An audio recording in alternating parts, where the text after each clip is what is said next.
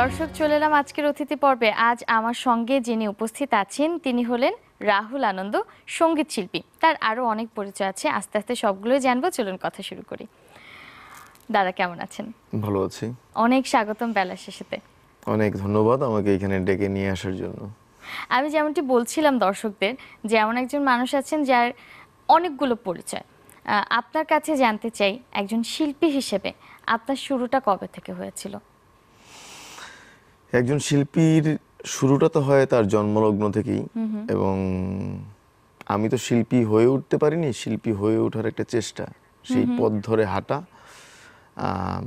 মানে শৈল্পিক যা কিছু আছে সেটা জীবন আচরণ থেকে শুরু করে কাজ, সব জায়গাতে তার ছাপ রাখা, সেই চেষ্টাটা করি।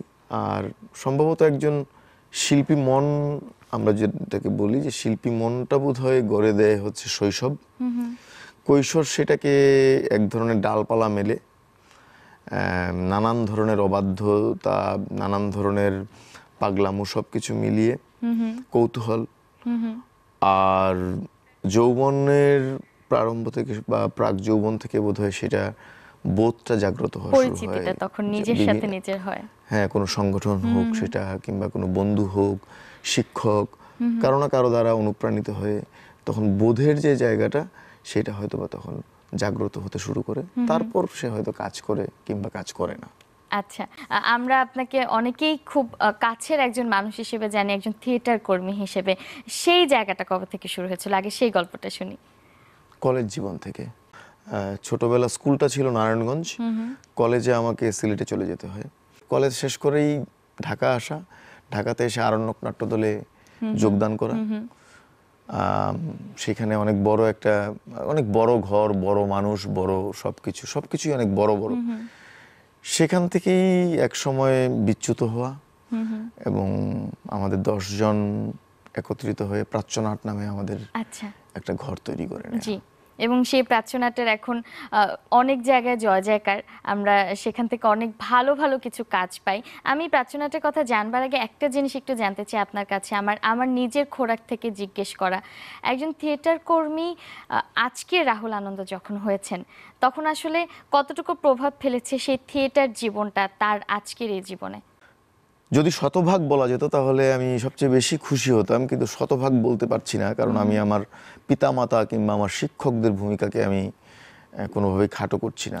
কিন্তু আমি বলবো যে অবশ্যই আমার সবচেয়ে বড় ভূমিকা হচ্ছে প্রাচ্যনাটের। সবচেয়ে বড় ভূমিকা, কারণ হচ্ছে প্রাচ্যনাট হচ্ছে সেই জায়গাটা, সুতিকা ঘর যেটাকে বলা হয়, যেখান থেকে সূচনাটা। ছোট্ট একটা ঘর আমাদের ছিল, ছোট্ট। সেই ঘরটাকে আস্তে আস্তে বড় করা, কয়েকজন মানুষ, সেটা আস্তে আস্তে বড় হওয়া, এবং এখন এতই বড় হয়ে যাওয়া যে আমি এখন হুট করে অনেক সময় অনেককে গিয়ে দেখি যাকে আমি চিনি না, বা যে আমাকেও হয়তো বা চেনে না। তো অনেক বড় একটা ঘর এখন প্রাচ্যনাট, এখন একটা বড় ঘর কিংবা বড় একটা বৃক্ষ।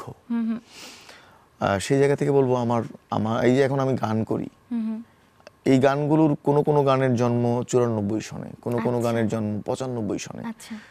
অনেকগুলো গান মানে ভেতরে জমেছিল। সেই গানগুলো এক সময় আমাকে তাগিদ দেয় যে তুমি আমাদেরকেও কিছু করো। সেই তাড়না থেকেই গান করতে আসা, এবং এই যে গান করছি, গানের মধ্যেও না আমি খুব সুচারুভাবে, যেহেতু আমার ব্যাকগ্রাউন্ড থিয়েটার এবং আমার একাডেমিক ব্যাকগ্রাউন্ড চারুকলা, আমি আমার গানে সেই আমার থিয়েট্রিক্যাল যে মুভমেন্টগুলো বা থিয়েটারের যে অভিজ্ঞতাগুলো, সেগুলো আমি গানে সুরে ব্যবহার করি, কম্পোজিশনে ব্যবহার করি। চারুকলার যে আমার অভিজ্ঞতা, সেটাও আমি একইভাবে ব্যবহার করি। মানে সবকিছু মিলেই তো আপনি একটু আগে বলেছেন যে আজকের রাহুল আনন্দ। আমি রাহুল আনন্দ কিছু আমি মনে করি না, মানে এখনো পর্যন্ত একজন পরিপূর্ণ মানুষ হয়ে উঠতে পারিনি। শিল্পী হতে হলে আগে নাকি মানুষ হতে হয়, তো এখনো তো মানুষই হতে পারিনি, সেখানে শিল্পী কি করে হব? যে চর্চা এবং যে পথ চলা, এবং আপনার প্রত্যেকটা শিল্প একসাথে করে যে একটা শিল্পের জন্ম নেওয়া, সেই গল্পগুলো শুনবো একটা ছোট্ট বিরতির পর। দর্শক, আমাদের সঙ্গে থাকুন, আরো গল্প করবো, আড্ডা দেবো আজকের অতিথির সঙ্গে, জানবো তার কাছ থেকে আরো অনেক কিছু। তবে ছোট্ট একটি বিরতির পর।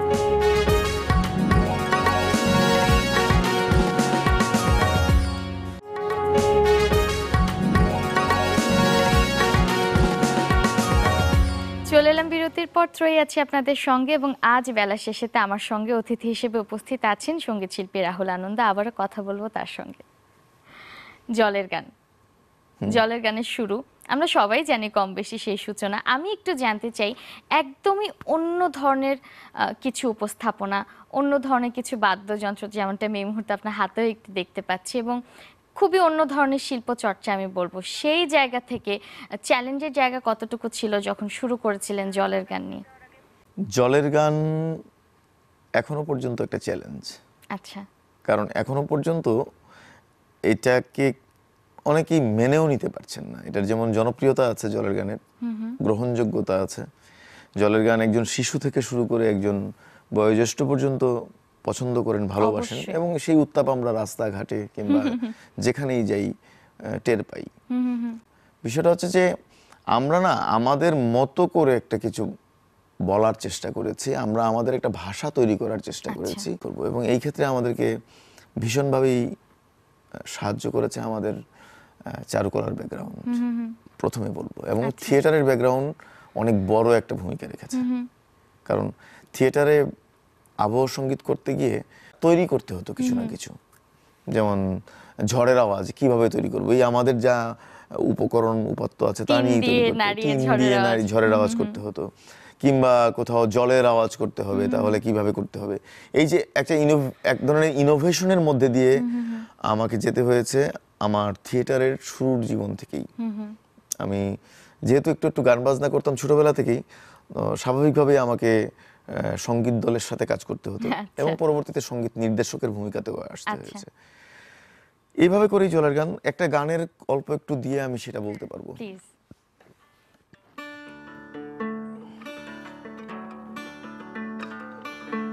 নাচো আমার বুকের মধ্যিখানে, দেখো তোমার চোখেও স্বপ্ন ভাসে, গাও ঘুম ভাঙানিয়া গান। অনেক তো হলো গাওয়া, ফাগুনে আগুন লাগা কৃষ্ণচূড়ার বন। অনেক তো হলো কওয়া, বৃষ্টি মুখর রাতের সাত কাহন। আমাদের বাংলা গানে যদি আমরা খুঁজতে যাই, আমি বলবো অবশ্যই রবীন্দ্র পরবর্তী বা নজরুল পরবর্তী সময় থেকে আমরা খুঁজে দেখব যে আমরা আসলে 200টি শব্দের বাইরে আমরা কোনোভাবে যাইনি। আমরা ঘুরে ফিরে কৃষ্ণচূড়ার বনে বনে লাগলো আগুন, কিংবা আমি তো কালকেই মারা যাব, মারা গেলে সবাই, হ্যাঁ তুমি চলে গেলে আমি এখন থাকবো কি করে, মানে আমাদের কতগুলো আকাশ বাতাস, কতগুলো মানে নির্দিষ্ট 200 শব্দের বাইরে যাওয়ার কোনো উপায় নাই। সেই জায়গা থেকেই হচ্ছে অনেক তো হলো গাওয়া, ফাগুনে আগুন লাগা কৃষ্ণচূড়ার বন। অনেক তো হলো কওয়া, বৃষ্টি মুখর রাতের সাত কাহন। এবার এসো হো গলা খুলে দাও হাঁক, জাগো বাহে কণ্ঠে সবাক, জাগো বাহে কণ্ঠে সবাক, জাগো বাহে কণ্ঠে সবাক। এখানেই জলের গানের কথাটা লুকানো আছে এই গানটার মধ্যে। জাগো বাহে কণ্ঠে সবার, হ্যাঁ সবাই জাগুক, ঘুম ভাঙানিয়া গান গাওয়ার চেষ্টা। একটু ছোট্ট করে জানতে চাইবো ইন্টারন্যাশনাল ফোক ফেস্টে অংশগ্রহণের সেই অভিজ্ঞতা। আমি বিনয় থেকে বলছি না, আমি শ্রদ্ধা থেকে বলছি। আমার বারবার মনে হচ্ছিল যে এই স্টেজে পবন দাস বাউলের মতো মানুষ, পার্বতী বাউলের মতো মানুষ, মমতাজের মতো মানুষ, অর্ণব, কিংবা আমাদের এই সময়ের লাবিক কামাল, গৌরব, শফি মন্ডলরা, এরা পারফর্ম করছেন। বাইরে থেকে অর্ক মুখার্জির মতো পারফর্মার আসছেন, নিয়াবনিকারার মতো একটা অসাধারণ ব্যান্ড পারফর্ম করছে। সবকিছু মিলিয়ে আমার কাছে মনে হচ্ছিল যে মানে এখানে আমি দাঁড়াচ্ছি, এখানে আমাদের জলের গান দাঁড়াচ্ছে, আমরা দাঁড়াচ্ছি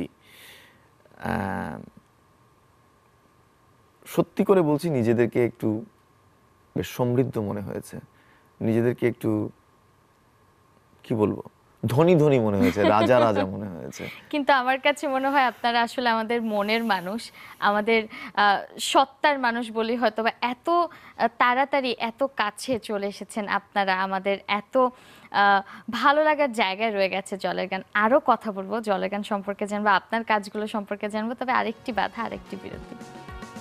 দর্শক আমাদের সঙ্গে থাকুন, ছোট্ট আরেকটি বিরতির পর আবারও কথা বলবো আজকের অতিথি রাহুল আনন্দ, সঙ্গীত শিল্পী, তার সঙ্গে।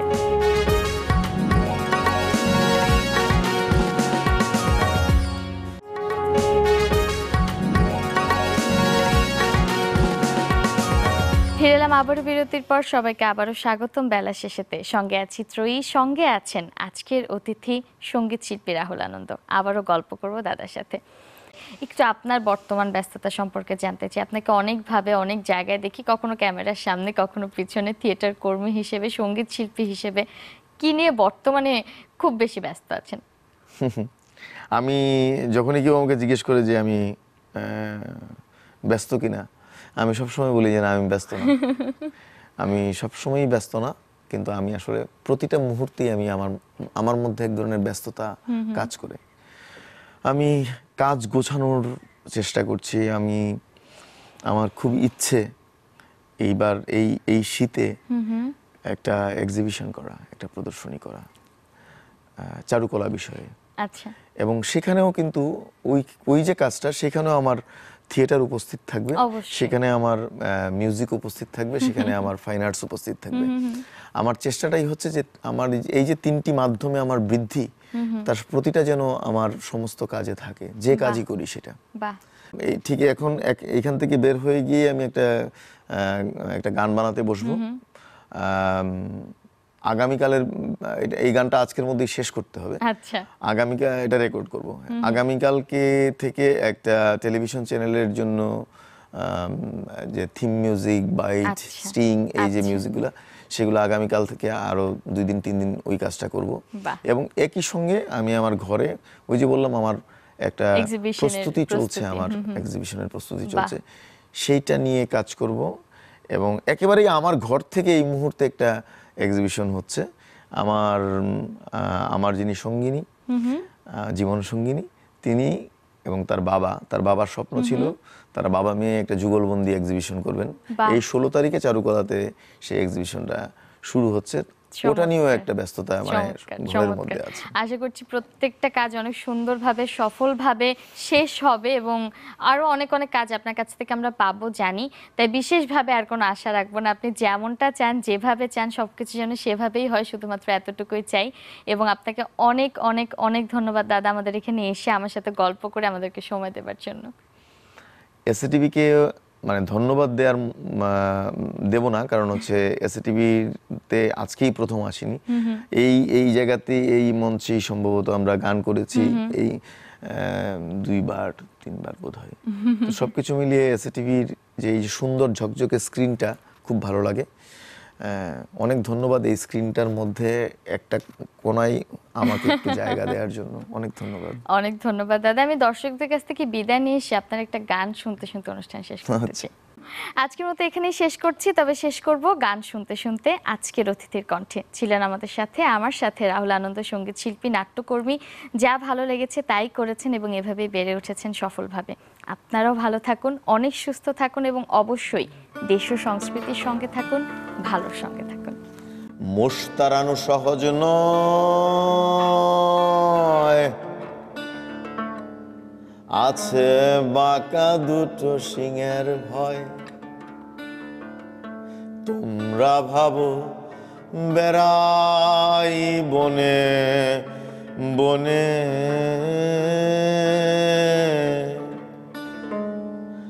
তোমরা ভাবো বেড়াই বনে বনে।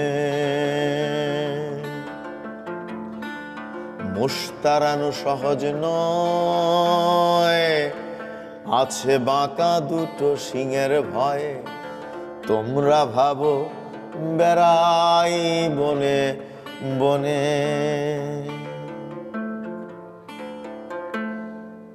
মোশতারা তুই আমার বাবা, বাবার বাবা, বাবার বাবার বাবার বাবার দাদার বাবার বাবার বাবা। মোশতারা তো আমার বাবা, বাবার বাবা, বাবার বাবার বাবার বাবার দাদার বাবার বাবার বাবা। তারানো মোষ 14 পুরুষ, এরে মোষ, ধেরে মোষ, সাদা মোষ, কালো মোষ, মোটা মোষ, শুকনো মোষ, দুষ্টু মোষ, ভালো মোষ, চিনজাপানি বিলাতি মোষ। মোষ তাড়িয়ে কি পেল, কি পেল? কি পেল? পূব আকাশে সূর্যটারে রাখলো জ্বালিয়ে। রাখাল ছেলের দল, তোরা চল রে এবার চল। মোষ তাড়ানো মোটেই সহজ নয়, আছে বাঁকা দুটো সিংহের ভয়। বাহ,